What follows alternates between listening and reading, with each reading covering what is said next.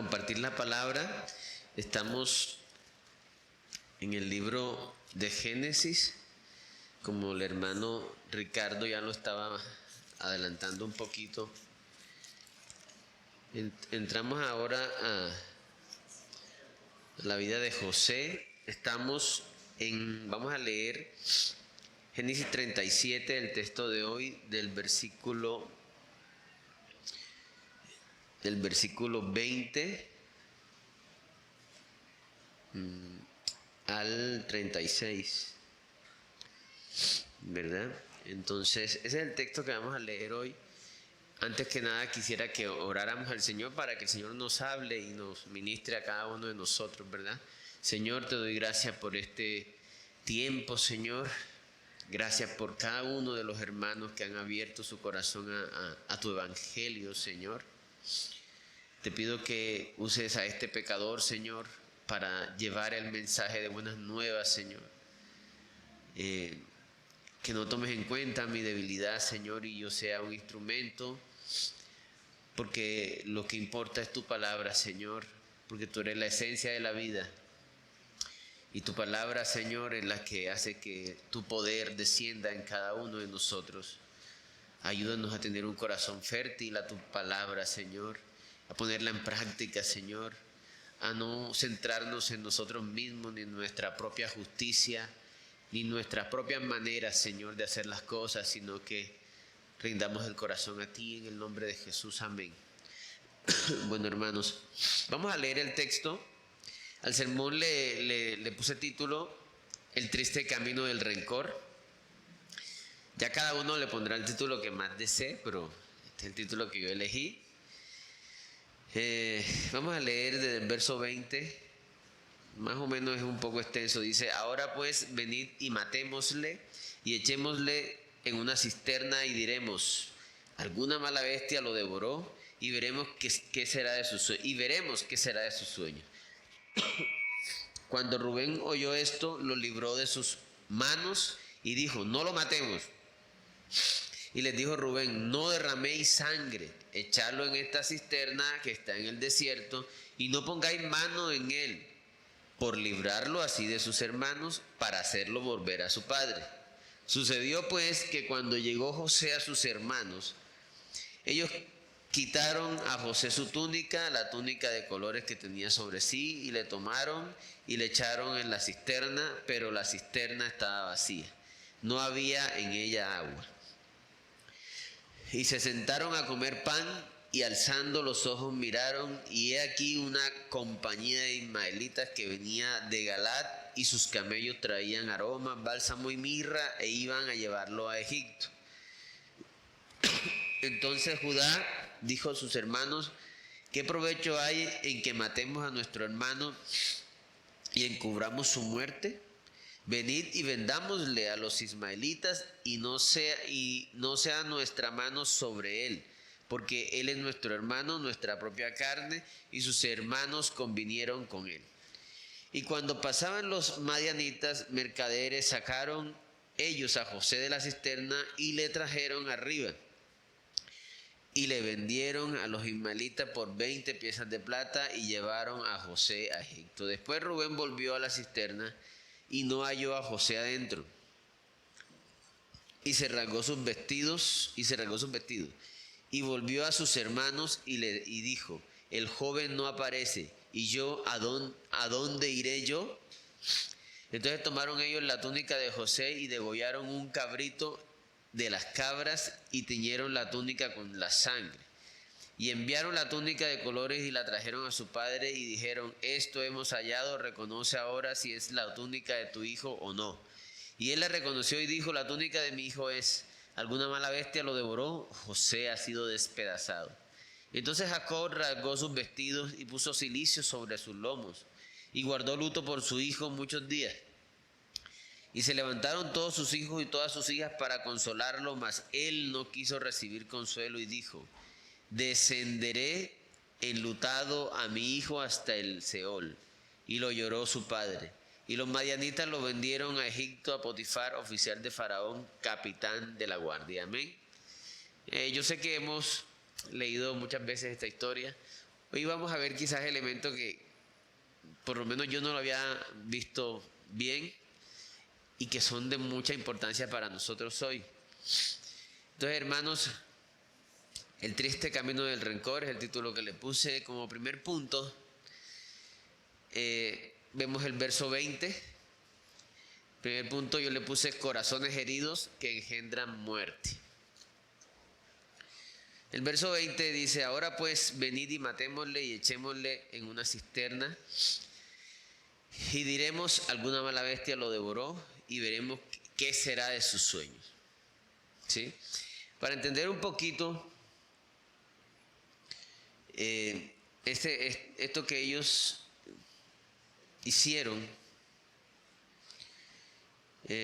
tenemos que entender lo que estuvimos hablando el sermón pasado o antes pasado acerca de José. José había tenido un sueño en donde él veía que sus hermanos se postraban delante de él, sus hermanos y su padre. Cometió la imprudencia de decirlo abiertamente a sabiendas del conflicto interno que tenía esa familia. O sea, tampoco José fue tan inocente, ¿verdad? Él hubiese meditado en su corazón eso, o se lo hubiese dicho solo a su padre, pero se lo dijo a sus hermanos, a todos se los dijo. Podemos inferir de ahí que también José tenía un poquito de rencor hacia ellos, tal vez por el rencor también que ellos tenían hacia él. Y para entender un poco de eso, no vamos a ir hasta allá porque nos demoraríamos. Tenemos que entender que José era hijo de Raquel. Raquel era la mujer a quien Jacob le gustó de vista y dijo: yo voy a pagar todo lo que haya que pagar por ella. Pero el suegro, en vez de darle a Raquel, le dio a Lea. Y él despreciaba a Lea, ¿verdad? Todos sus hijos, José fue el primer hijo de Raquel. Raquel solo tuvo dos, José y Benjamín. Y entonces, imagínense esa historia familiar. Y si nos vamos más atrás, ya Jacob había visto eso en su casa. Había visto cómo entre sus padres hacían ascensión de personas. Cómo su padre amaba más a su hermano. José está reproduciendo lo que él vivió también en su familia. Él se sintió rechazado por su padre y su hermano Esaú se sintió rechazado por su madre. Imagínense de dónde venían ellos, ¿verdad? Y así mismo él hizo con sus mujeres. Ahora imagínense a las mamás de esos chicos contándole la historia a ellos. No, yo fui la que tu papá no quiso. Imagínense esa historia. Saber que la mamá de uno fue una mujer que su padre nunca quiso. Estos jóvenes tenían ese rencor por dentro. Y eso aquí en la mente daba vueltas y vueltas y vueltas, ¿sí?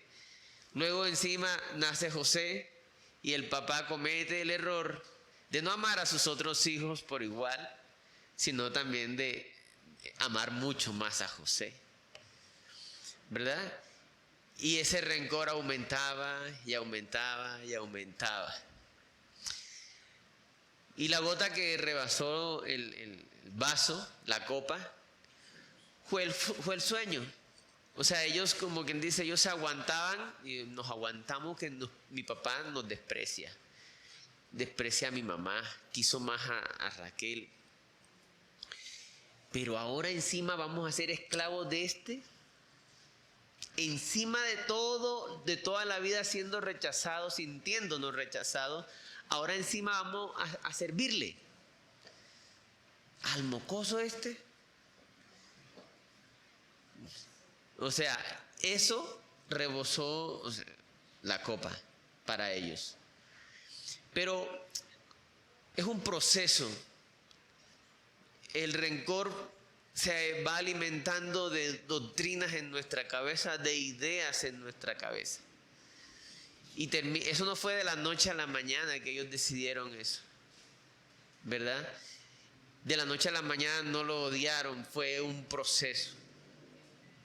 Entonces, hermanos, vemos cómo es el triste camino del rencor, cómo los corazones heridos engendran muerte.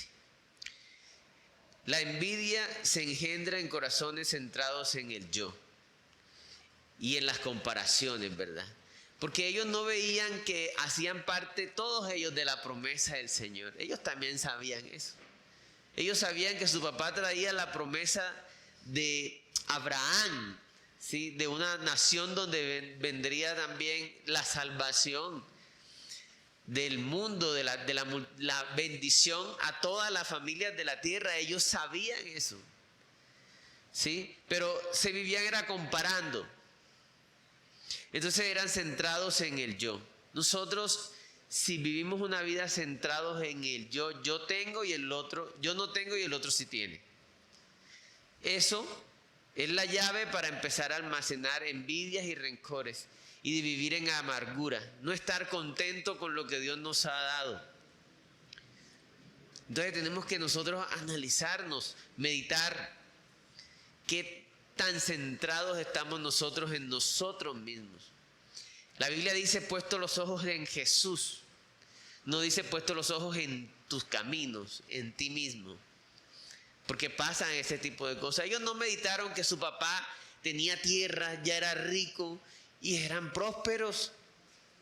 Ellos no meditaron en lo que ya Dios les había dado, lo que ya tenían, sino en lo que, entre comillas, les faltaba. Entonces había avaricia en su corazón, eran vidas centradas en el yo. Vamos a mirar que eso tristemente viene desde hace rato, ¿verdad? Sucediendo. Vamos a mirar Génesis 4, una historia también muy conocida. Génesis 4, 3 al 8. Vamos a leer.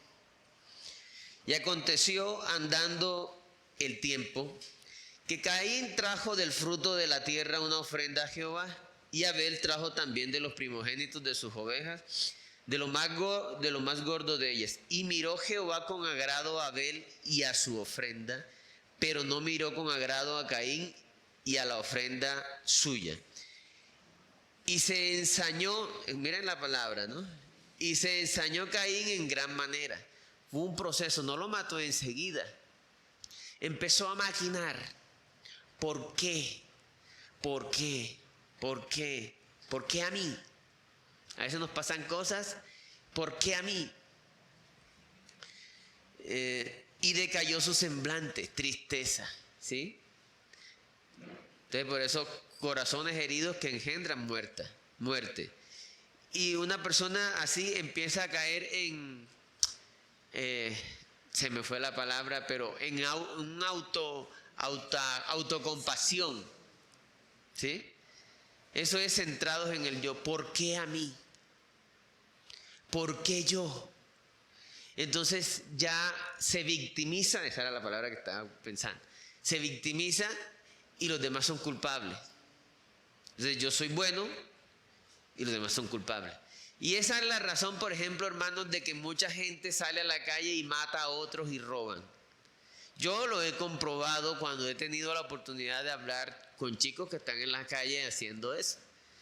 Y lo que dicen ellos es que, mira, es que yo fui abandonado, mi mamá no me quiso, no me puso cuidado, no me puso a estudiar, caí en las drogas, o sea, como si se tropezara, pum, y cayó en las drogas, ¿sí? Cayó en las drogas, entonces no puede salir de las drogas, no tiene trabajo, y luego yo veo a mi vecino que sale y él está bien y yo sé que tiene con qué darme y me ve con esa angustia porque yo soy drogadicto y no me da ni 100 pesitos. Entonces a mí me da mucha rabia y yo le saqué el cuchillo y le di cuchillo por envidioso. O sea, la persona se victimiza a un punto en que justifica lo que está haciendo porque el otro es malo, yo no. Yo soy víctima de las circunstancias. Entonces, eso quizás aquí no sé cuántos hayan matado gente, no sé, espero que no. Pero el mismo corazón de la persona que comete homicidio es el mismo corazón de la persona que tiene rencor contra otro, sino que la circunstancia y el nivel es diferente de rencor. ¿Sí? Por eso Jesús puso en el mismo nivel a los homicidas y a los que guardan rencor. Porque el mismo corazón del homicida es el mismo corazón del que repudia a su hermano, en niveles diferentes. Y Dios que pesa son los corazones. Entonces no sabemos nosotros cuántos homicidas hay por la calle sin haber sido materializado su homicidio. Un día yo a unos chicos les dije, no me acuerdo en qué barrio, creo que fue en La Cumbre. Bueno, les dije, bueno, imagínense que viene la policía y les dice, chicos, esta semana a ninguno de ustedes vamos a meter preso si lo cogemos robando, porque las cárceles están llenas. Y aquí es la ley de la selva ahorita esta semana. Así que a ninguno vamos a coger presos si roban, si atracan, lo que sea, a ninguno.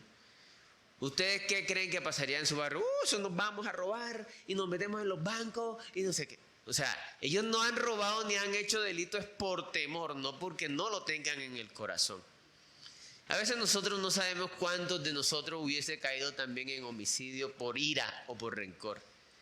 Y gracias a Dios nos ha materializado, ¿no? Pero Dios pesa el corazón. Entonces,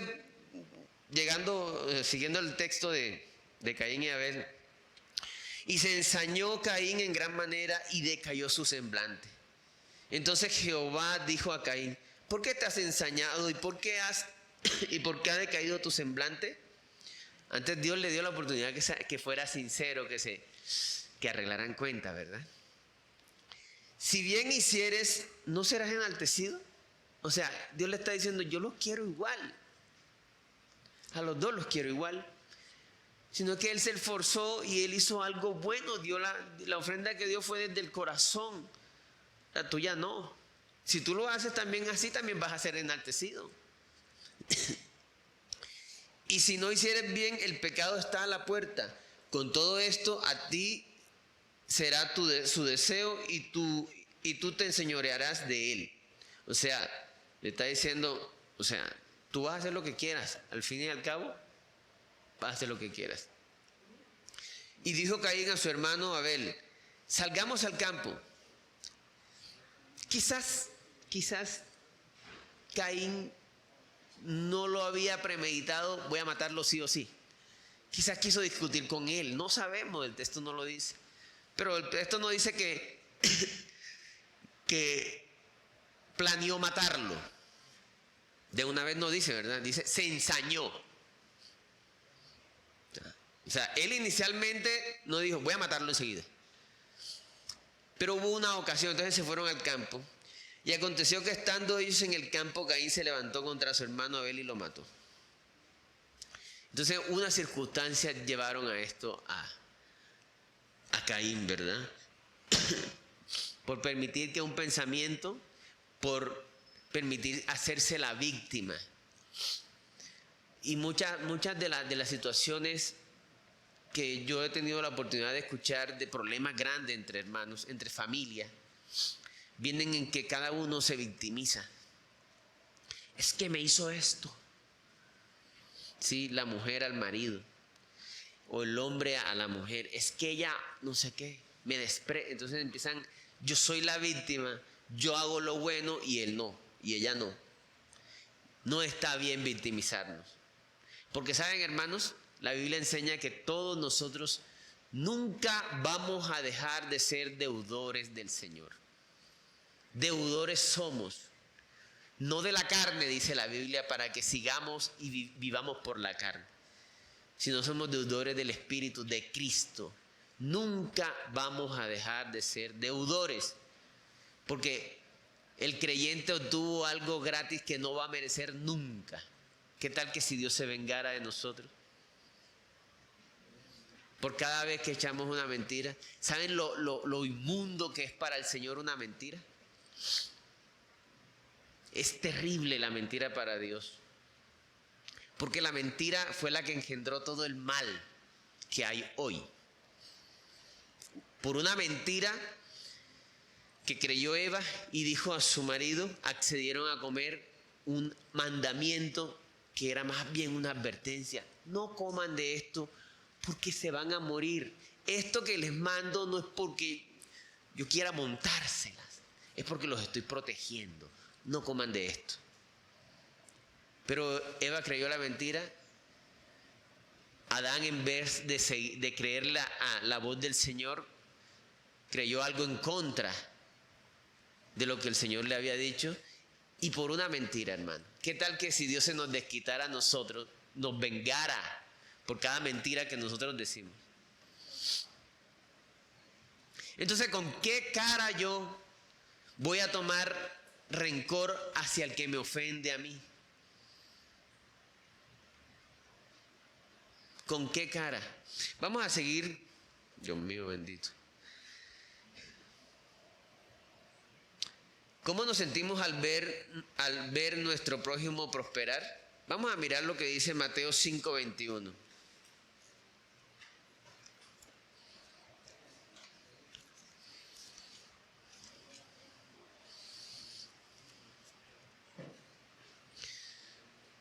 Algo que creo que mencionó también el hermano Ricardo. Vamos a leerlo. Mateo 5:21 al 26. Oíste que fue dicho a los antiguos, no matarás, y cualquiera que matare será culpable de juicio, pero yo os digo que cualquiera que se enoje contra su hermano será culpable de juicio, y cualquiera que diga necio a su hermano será culpable ante el concilio, y cualquiera que le diga fatuo quedará expuesto al infierno de fuego. Dice, por tanto, si traes tu ofrenda al altar y allí te acuerdas de que tu hermano tiene algo contra ti, deja allí tu ofrenda delante del altar y anda, reconcíliate primero con tu hermano y entonces ven y presenta tu ofrenda. Porque ponte de acuerdo con tu adversario pronto, entre tanto que estás con él en el camino, no sea que el adversario te entregue al juez y el juez al alguacil y seas echado en la cárcel. De cierto te digo que no saldrás de ahí hasta que pagues el último cuadrante.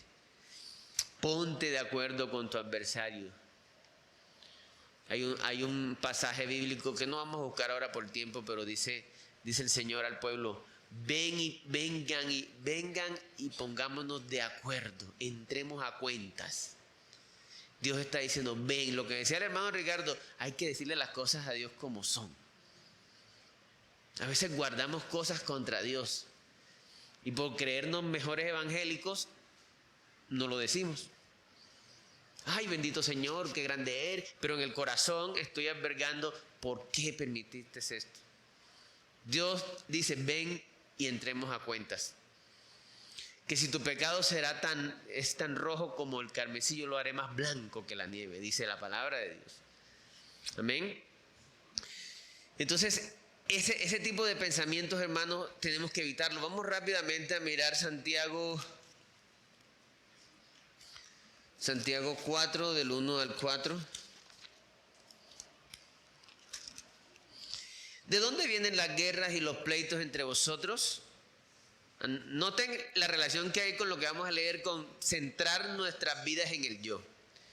No es de vuestras pasiones las cuales combaten en vuestros miembros. Codiciáis y no tenéis. Mire, matáis, que es lo que estamos viendo, y ardéis de envidia y no podéis alcanzar. Combatís y lucháis, pero no tenéis lo que deseáis porque no pedís. Pedís y no recibís porque pedís mal para gastar en vuestros deleites. Oh almas adúlteras, ¿no sabéis que la amistad del mundo es enemistad contra Dios? Cualquiera pues que quiera ser amigo del mundo se constituye enemigo de Dios. ¿De dónde viene todo eso? De la corrupción del corazón, de centrar nuestra vida en el yo, y yo, y primero yo, y me comparo con el hermano o con el vecino. Vamos a leer ahí Juan 21, el Evangelio de Juan. Ya terminándose el Evangelio. Miren cómo el Señor es tan bello y alinea a Pedro de tajo, ¿no? Juan 21, del 20 al 22. Dice, Espere, que estaba era en Lucas, disculpe. Estaba era en Lucas.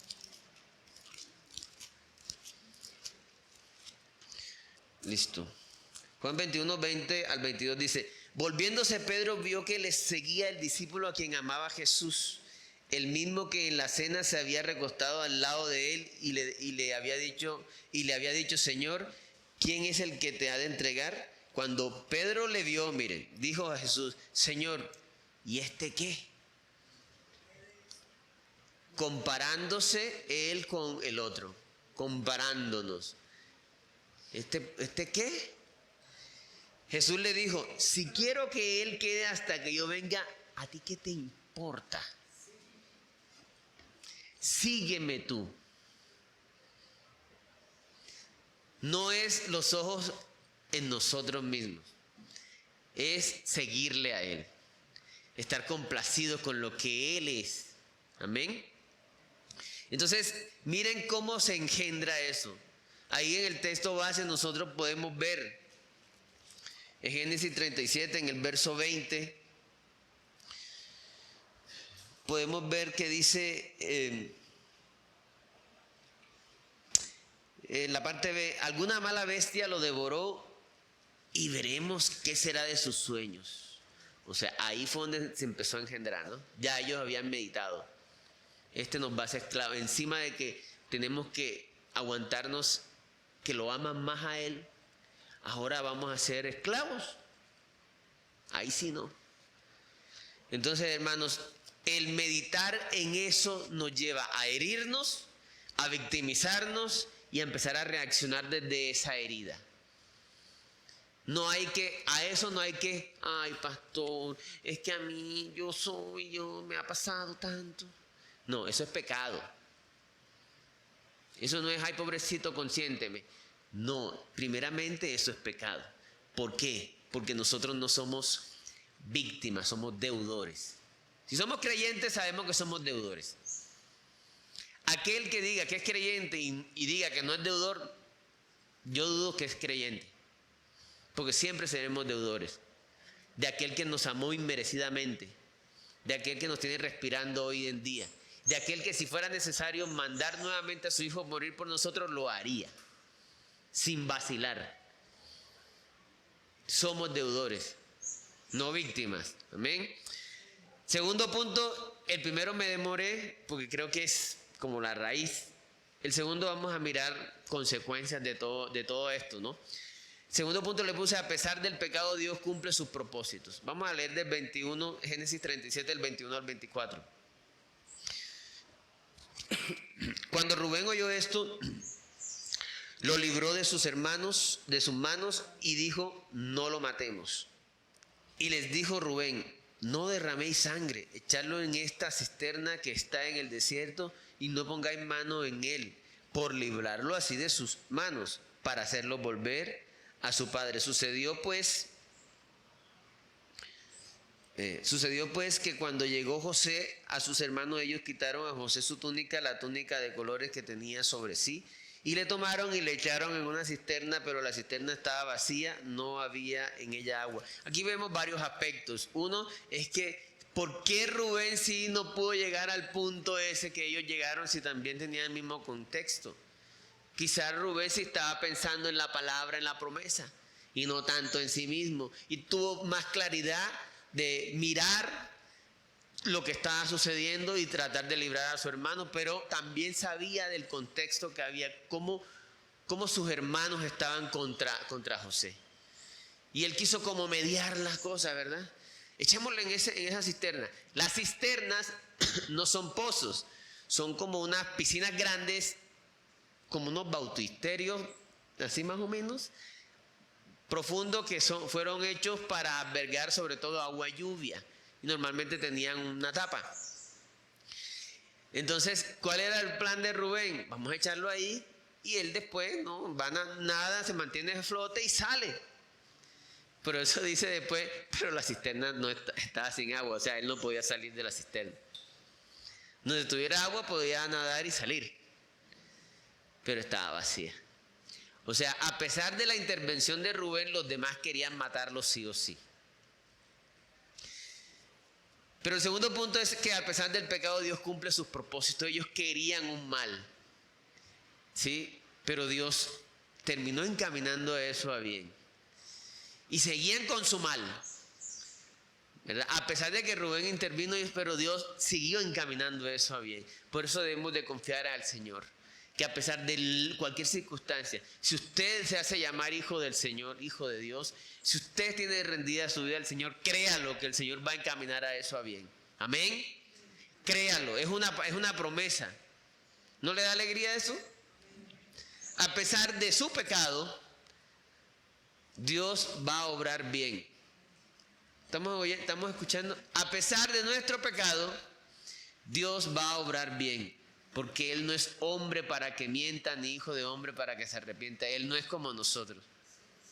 Él prometió estar con nosotros todos los días. Y sí lo cumple. A pesar de nosotros. Tremendo amor, ¿cierto? A pesar de nosotros. A pesar del pecado, el Señor va a hacer la obra en nosotros. Que en algún momento nos toque quebrarnos las piernas, lo va a hacer. Por nuestra dura cerviz lo va a hacer, pero va a ser por amor, porque está interesado en nuestro corazón, en lo eterno. Hace unos días estuve escuchando un video donde un hombre decía, es que como un apologista decía, Dios es el ser existente por excelencia. Nosotros solo somos una contingencia o un resultado o un reflejo de ese que siempre ha existido. De manera que nuestras vidas, si queremos que tenga algo de significancia, tienen que estar cerca de la esencia. Amén. Tremendo eso. Entonces, vamos a leer. Bueno, tengan ahí Filipenses 1 del 12 al 29. Es mucho texto, no lo voy a leer todo, pero voy a leer unos pasajes, unos versículos de ahí. Sería muy bueno que lo leamos, ¿no? Filipenses 1 del 12 al 29. Vamos a leer el verso 29. Dice, porque a vosotros os es concedido a causa de Cristo no solo que creáis en Él, sino también que padezcáis por Él.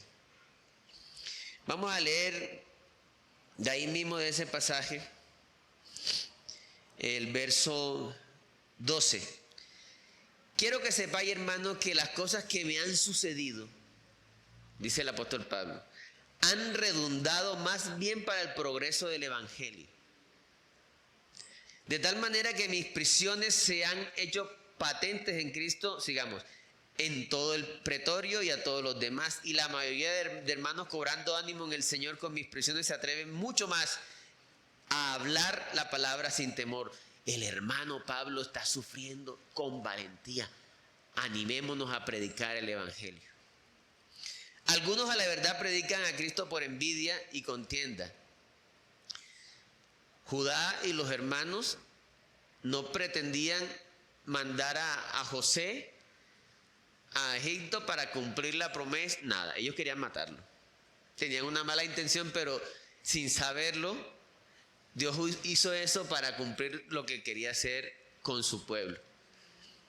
Los unos anuncian a Cristo por contención, no sinceramente, pensando añadir aflicción a mis prisiones. Pero los otros por amor, sabiendo que estoy puesto para la defensa del evangelio. Que pues no obstante, de todas maneras, o por pretexto o por verdad, Cristo es anunciado, y en esto me gozo y me gozaré aún. Pablo está diciendo, ha pasado de todo. Aquí viene gente a predicar por envidia, por conflicto, por ganancia deshonesta, pero el evangelio corre. Vamos a leer el verso 21. Porque para mí el vivir es Cristo y el morir es ganancia. Miren eso, ¿podemos decir nosotros eso? ¿O estamos tan aferrados a nuestra vida que no, yo quiero seguir aquí, yo quiero alcanzar mis metas, mis proyectos? No está mal, pero no puede ser tu ídolo. Mas si el vivir en la carne resulta para mí en beneficio de la obra, no sé entonces qué escoger. Porque de ambas cosas estoy puesto en estrecho, teniendo deseo de partir y estar con Cristo, lo cual es muchísimo mejor. Este hombre no estaba pensando en sí mismo. No estaba pensando en las cosas de este mundo, en la gloria y en el aplauso. No. Este hombre, su anhelo principal era estar con su Señor. El gran apóstol Pablo, en su corazón decía, uy, cuando esté con el Señor. ¿Podemos decir eso nosotros? Uy, cuando esté con el Señor. Será muchísimo mejor. Es para nosotros reflexionar, ¿verdad? Tercer y último punto.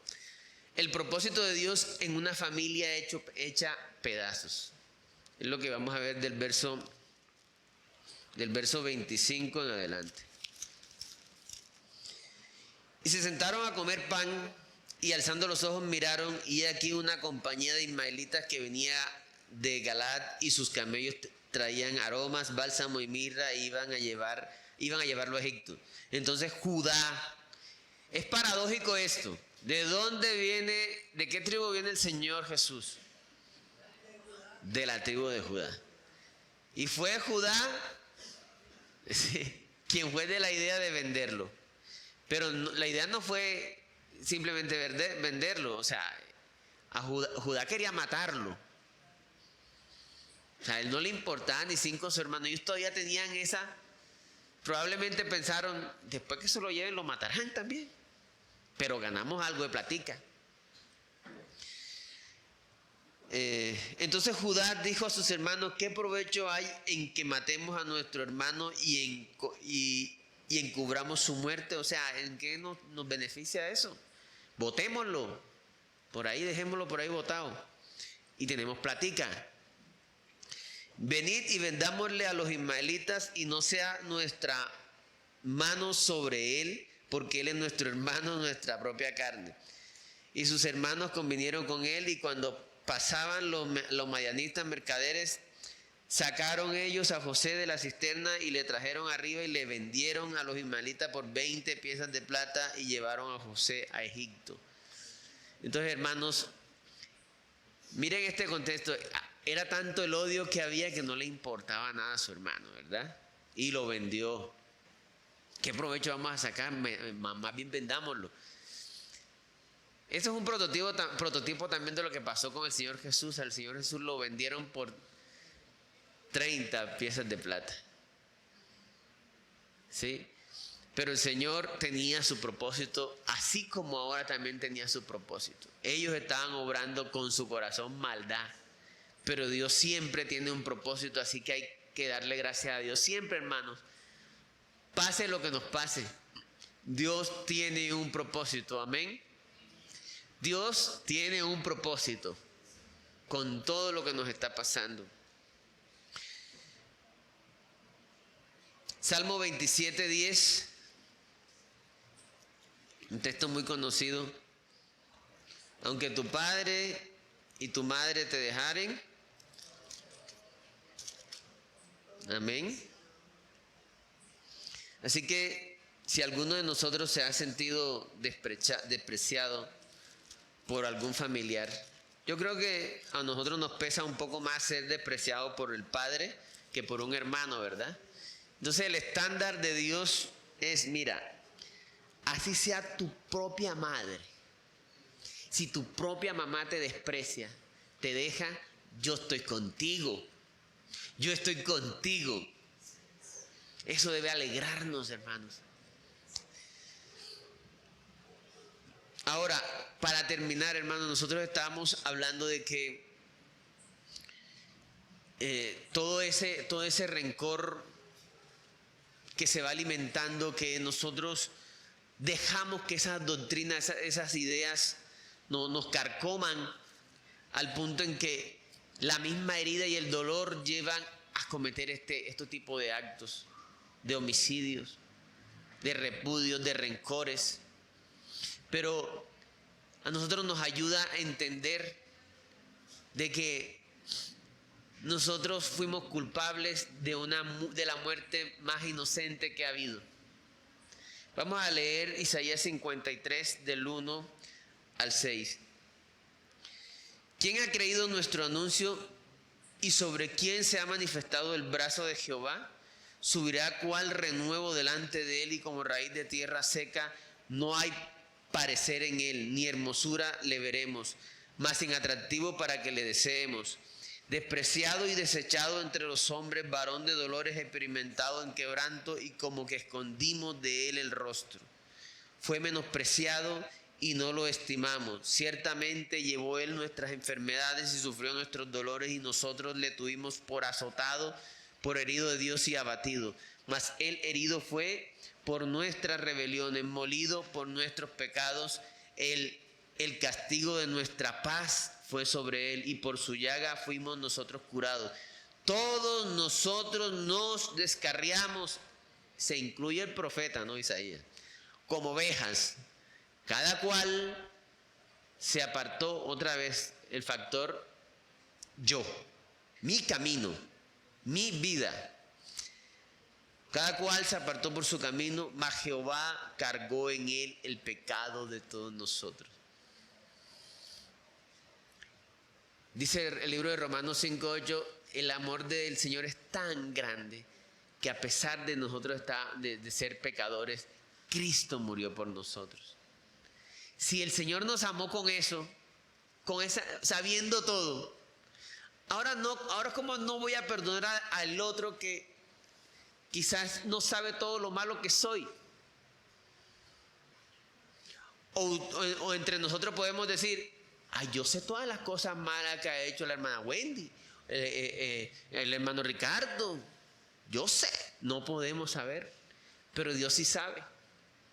Y no nos rechaza. Y nos perdona. ¿Con qué cara nosotros vamos a despreciar y a guardar rencor contra otra persona?